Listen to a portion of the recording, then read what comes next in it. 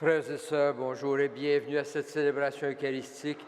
Bienvenue à ceux qui se joignent à nous par le truchement de sel et lumière.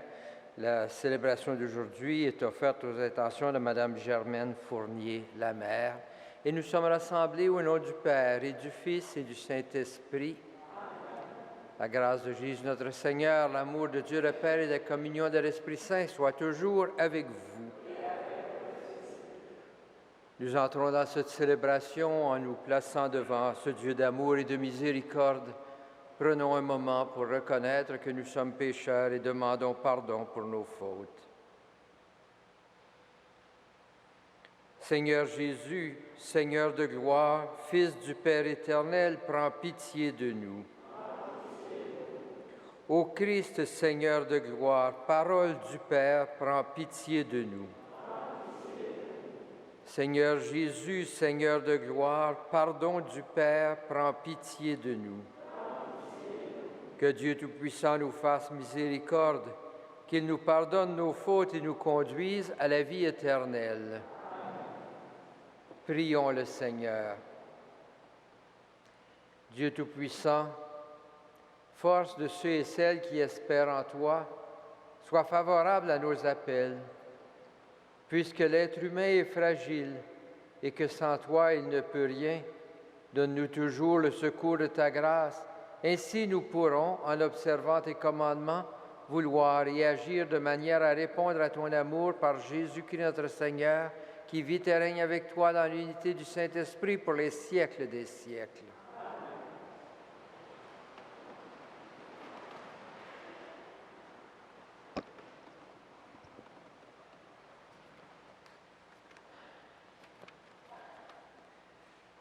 Pour mieux comprendre la lecture de ce matin, nous prenons la lecture complète.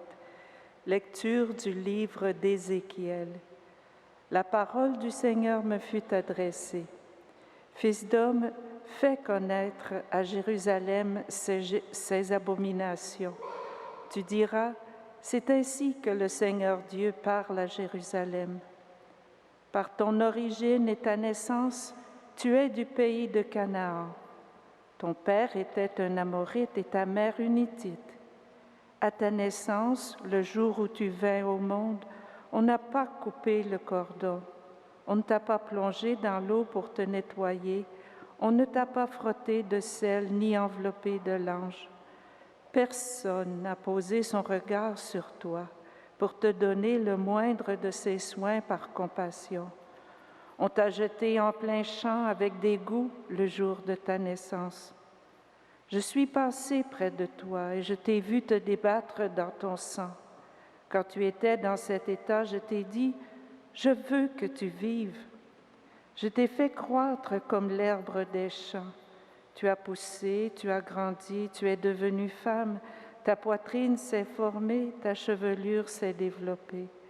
Mais tu étais complètement nue. Alors j'ai passé près de toi et j'ai vu que tu avais atteint l'âge des amours. J'étendis sur toi le pan de mon manteau et je couvris ta nudité. Je me suis engagée par serment. J'ai fait alliance avec toi, déclare le Seigneur Dieu, et tu as été à moi. Je t'ai plongé dans l'eau, je t'ai nettoyé de ton sang, je t'ai parfumé avec de l'huile. Je t'ai revêtu d'habits brodés, je t'ai chaussé de souliers en cuir fin. Je t'ai donné une ceinture de lin précieux et je t'ai couverte de soie. Je t'ai paré de joyaux, des bracelets à tes poignets, un collier à ton cou, un anneau à ton nez, des boucles à tes oreilles et sur ta tête un magnifique diadème. Tu étais paré d'or et d'argent, vêtu de lin précieux, de soie et de broderie. La fleur de farine, le miel et l'huile étaient ta nourriture. Tu devins de plus en plus belle et digne de la royauté. Ta renommée se répandit parmi les nations à cause de ta beauté, car elle était parfaite, grâce à ma splendeur dont je t'avais revêtue, déclare le Seigneur Dieu.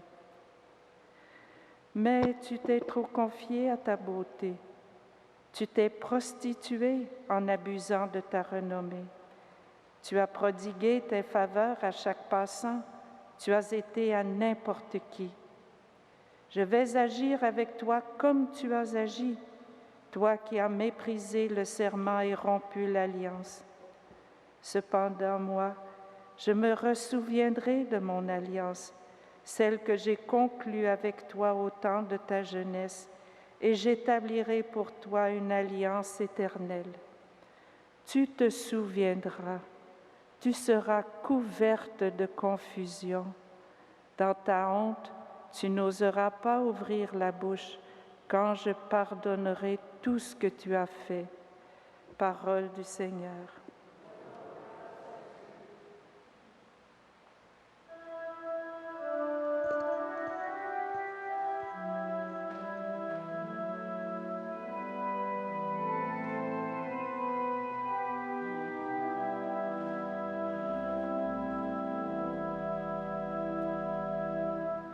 Ta colère s'accalme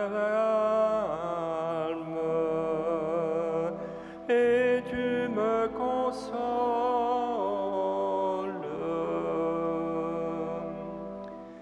Ta colère se calme et tu me consoles.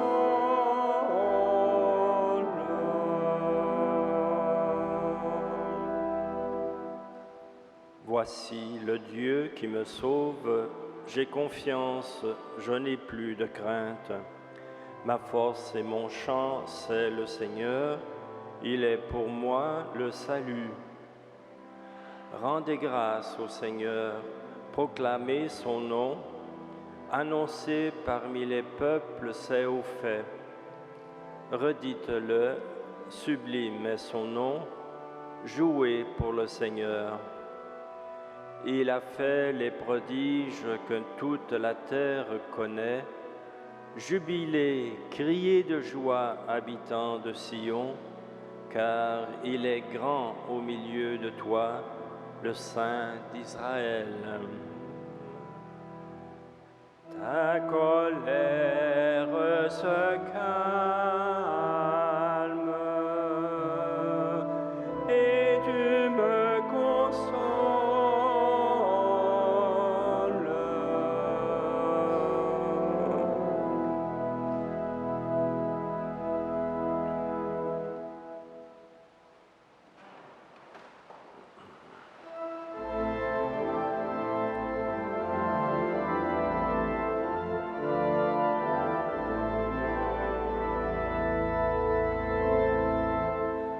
Alléluia, Alléluia, Alléluia.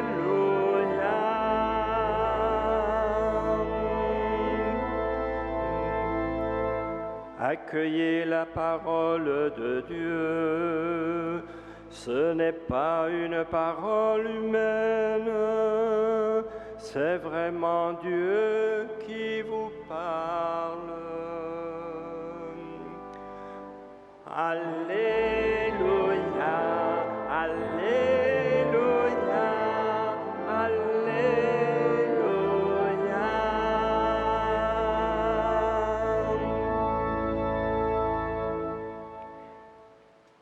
Le Seigneur soit avec vous. Et avec votre esprit. Évangile de Jésus-Christ selon saint Matthieu. Des pharisiens s'approchèrent de Jésus pour le mettre à l'épreuve. Ils lui demandèrent, « Est-il permis de renvoyer sa femme pour n'importe quel motif? » Il répondit, « N'avez-vous pas lu l'Écriture? Au commencement, le Créateur les fit hommes et femmes, et il leur dit, « Voilà pourquoi l'homme quittera son père et sa mère, il s'attachera à sa femme, et tous deux ne feront plus qu'un. À cause de cela, ils ne sont plus deux, mais un seul. Donc, ce que Dieu a uni, que l'homme ne le sépare pas. » Les pharisiens lui répliquent, « Pourquoi donc Moïse a-t-il prescrit la remise d'un acte de divorce avant la séparation? » Jésus leur répond, « C'est en raison de votre endurcissement que Moïse vous a concédé de renvoyer vos femmes. Mais au commencement, il n'en était pas ainsi. Or, je vous le dis, Si quelqu'un renvoie sa femme, sauf en cas d'union illégitime pour en épouser une autre, il est adultère. Ses disciples lui disent, si telle est la situation de l'homme par rapport à sa femme, il n'y a pas d'intérêt à se marier. Il leur répondit, ce n'est pas tout le monde qui peut comprendre cette parole, mais c'est ceux à qui Dieu l'a révélée. Il y a des gens qui ne se marient pas, car de naissance, ils s'en sont incapables. Il y en a qui ne peuvent pas se marier, car ils ont été mutilés par les hommes. Il y en a qui ont choisi de ne pas se marier à cause du royaume des cieux. Celui qui peut comprendre, qu'il comprenne. Acclamons la parole de Dieu. Louange à toi, Seigneur Jésus.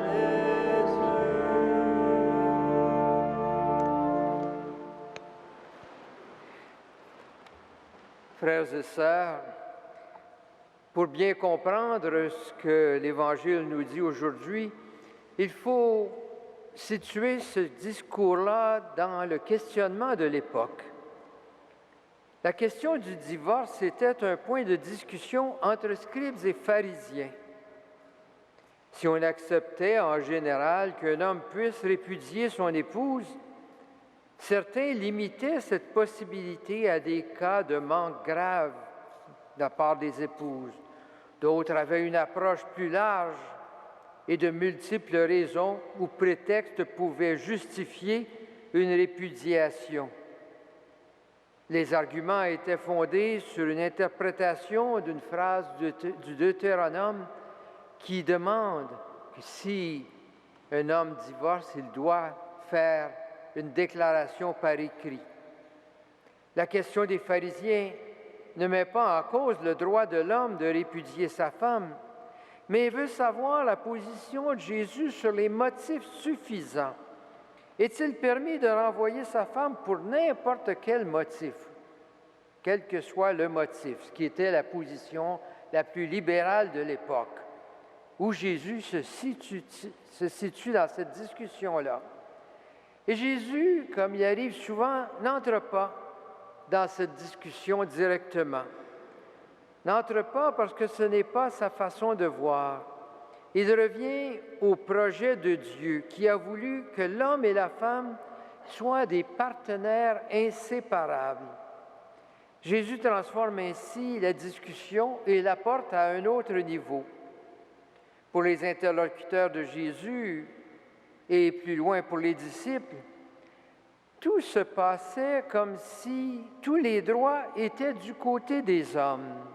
Si on reprend le texte, c'est toujours les hommes qui ont des droits, pas les femmes. Les femmes doivent donc se soumettre aux décisions des hommes. Les hommes peuvent répudier leur épouse, les forcer ainsi souvent à vivre dans des situations impossibles. Et les femmes n'ont pas de droit. Ce privilège des hommes est considéré comme tellement important que les disciples se questionnent même sur la pertinence du mariage si l'homme perd ce droit de répudier sa femme et d'aller vers une autre. On voit bien combien on est dans une société où les droits des hommes et des femmes sont totalement différents. Et Jésus revient constamment, mais quel est le plan de Dieu? Quel est le projet de Dieu pour l'être humain? Dieu a créé l'homme et la femme pour vivre ensemble. Il les a créés pour être égaux ensemble.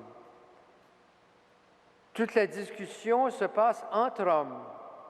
Sans ce droit de la répudiation, l'homme hésite à entrer dans un mariage, alors que la femme a toujours eu à accepter dans un mariage ces situations sans avoir le droit de divorcer et en étant consciente des droits qu'avait son mari sur elle.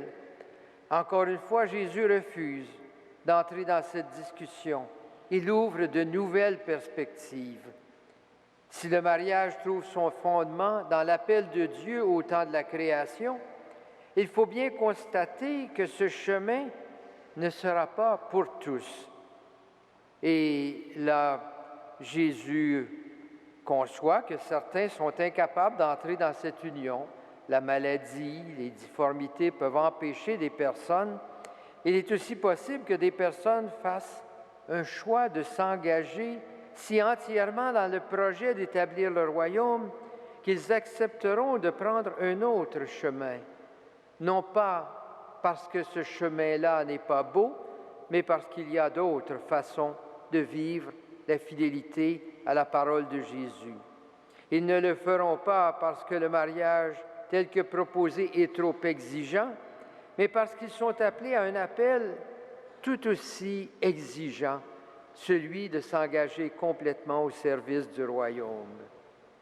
Jésus invite ses contemporains de se détacher des discussions juridiques sur les droits de chacun pour entrer dans une réflexion fondamentale sur la vocation humaine. Vécue dans le mariage, cette vocation est un appel à vivre l'unité dans l'amour tel que voulu à la création du monde. Pour d'autres, ce sera un engagement de toute une vie au service du royaume. Chaque personne doit voir sa vie comme une réponse quotidienne à l'appel de Dieu, quel que soit le choix de notre vie, quel que soit notre âge, quelle que soit notre condition. Nous sommes tous appelés, à notre façon, à travailler à l'établissement du royaume de Dieu dans notre monde.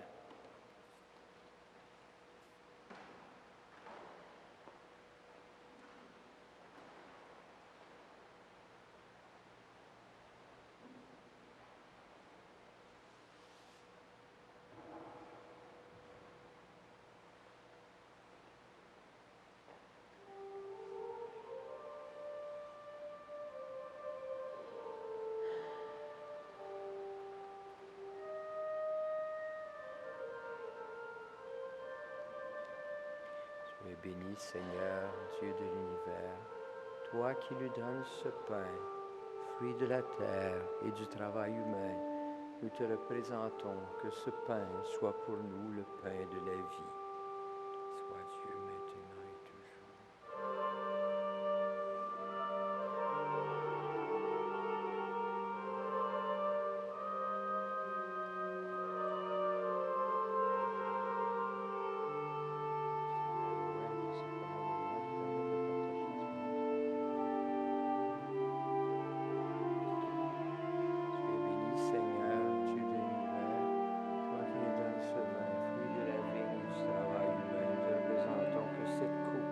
Soit pour nous la coupe du salut.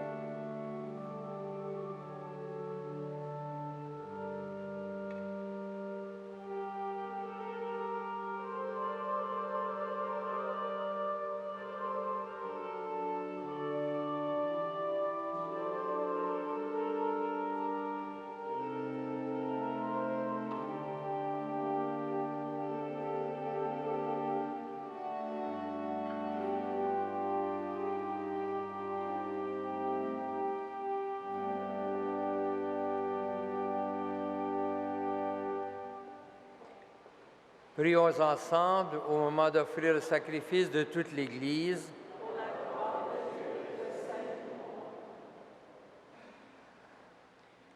Tu as voulu que nous trouvions, Seigneur, dans les biens que nous te présentons, les nourritures de cette vie et le sacrement d'une vie nouvelle.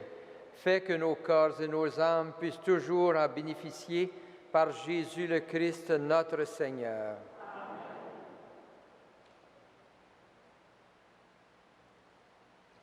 Le Seigneur soit avec vous. Élevons notre cœur. Rendons grâce au Seigneur notre Dieu. Vraiment, il est juste et bon de te rendre gloire, de t'offrir notre action de grâce toujours et en tout lieu. À toi, Père très saint, Dieu éternel et tout-puissant. Tu n'as pas besoin de notre louange, et pourtant c'est toi qui nous inspires de te rendre grâce. Nos chants n'ajoutent rien à ce que tu es, mais ils nous rapprochent de toi par le Christ notre Seigneur, lui par qui la terre et le ciel, avec les anges et les archanges, ne cessent de t'acclamer en chantant.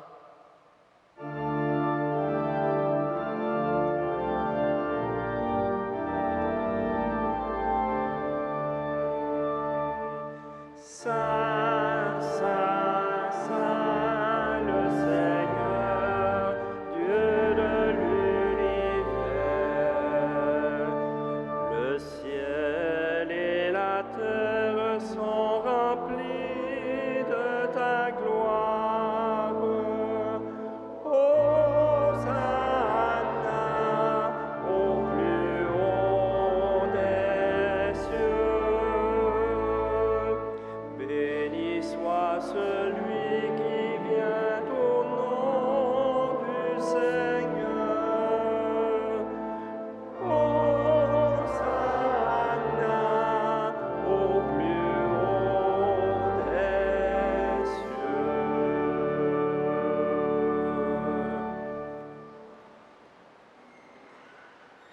Toi qui es vraiment saint, toi qui es la source de toute sainteté, Seigneur, nous te prions. Sanctifie ces offrandes en répandant sur elles ton esprit, qu'elles deviennent pour nous le corps et le sang de Jésus, le Christ notre Seigneur. Au moment d'être livré et d'entrer librement dans sa passion, il prit le pain, il rendit grâce, il le rompit, et le donna à ses disciples en disant, « Prenez et mangez-en tous, ceci est mon corps livré pour vous. »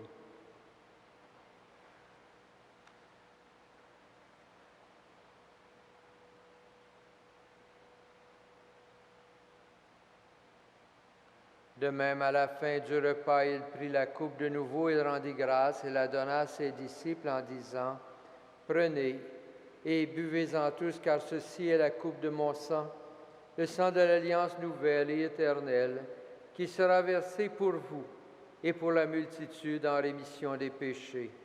Vous ferez cela en mémoire de moi. »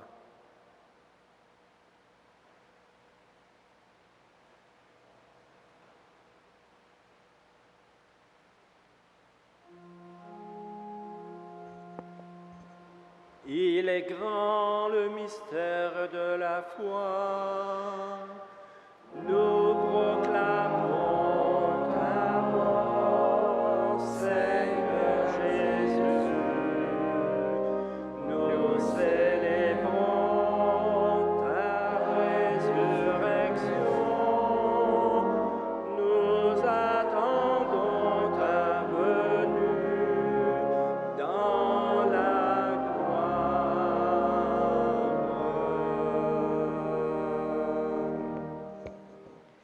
Faisant ici mémoire de la mort et de la résurrection de ton Fils, nous t'offrons, Seigneur, le pain de la vie et la coupe du salut, et nous te rendons grâce, car tu nous as choisis pour servir en ta présence.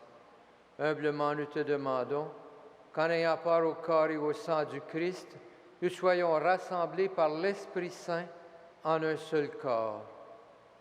Souviens-toi, Seigneur, de ton Église répandue à travers le monde. Fais-la grandir en ta charité avec le pape Benoît, notre évêque Christian et toutes les personnes qui ont charge de ton peuple. Souviens-toi aussi de nos frères, de nos sœurs qui se sont endormis dans l'espérance de la résurrection et de toutes les personnes qui ont quitté cette vie. Reçois-les dans ta lumière auprès de toi. Sur nous tous, enfin, nous implorons ta bonté. Permets qu'avec la Vierge Marie, la bienheureuse Mère de Dieu, avec les apôtres et les saints de tous les temps qui ont vécu dans ton amitié, nous ayons part à la vie éternelle et que nous chantions ta louange par Jésus-Christ, ton Fils bien-aimé. Par lui, avec lui et en lui, à toi, Dieu le Père Tout-Puissant, dans l'unité du Saint-Esprit, tout honneur et toute gloire pour les siècles des siècles.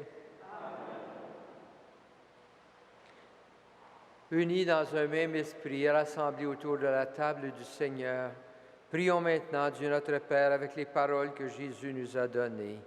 Notre Père, qui es aux cieux, que ton nom soit sanctifié, que ton règne vienne, que ta volonté soit faite sur la terre comme au ciel. Donne-nous aujourd'hui notre pain de ce jour. Pardonne-nous nos offenses, comme nous pardonnons aussi à ceux qui nous ont offensés. Et ne nous soumets pas à la tentation, mais délivre-nous du mal. Délivre-nous de tout mal, Seigneur, et donne la paix à notre temps. Par ta miséricorde, libère-nous du péché. Rassure-nous devant les épreuves en cette vie, où nous espérons le bonheur que tu promets et l'avènement de Jésus-Christ, notre Sauveur.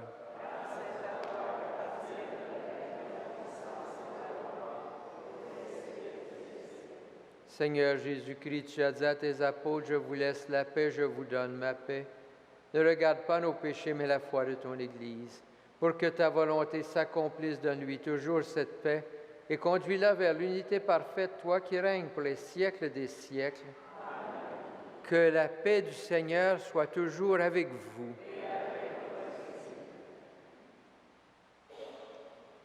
Agneau de Dieu, qui enlève le péché du monde, prends pitié de nous. Agneau de Dieu, qui enlève le péché du monde, prends pitié de nous. Agneau de Dieu, qui enlève le péché du monde.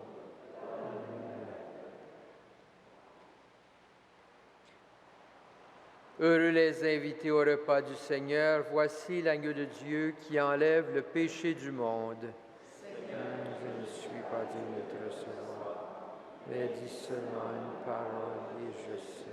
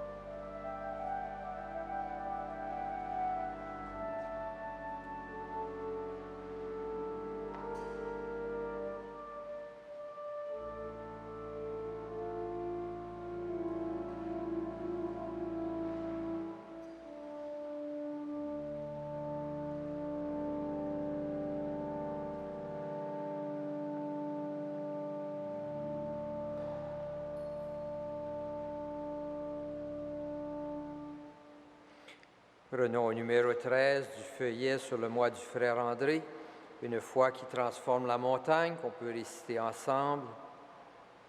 Seigneur, tu nous appelles à poser chaque jour des gestes qui transforment peu à peu notre monde, afin que ton amour, ta justice et ta paix y rayonnent.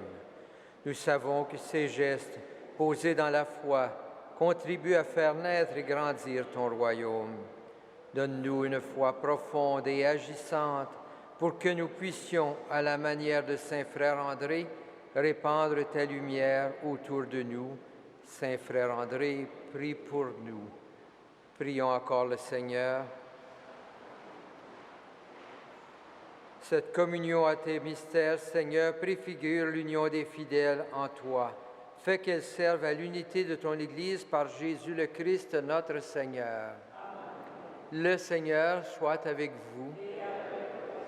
Que le Seigneur, le Dieu Tout-Puissant, vous bénisse, le Père, le Fils et le Saint-Esprit. Frères et sœurs, allez dans la paix et dans la joie du Christ.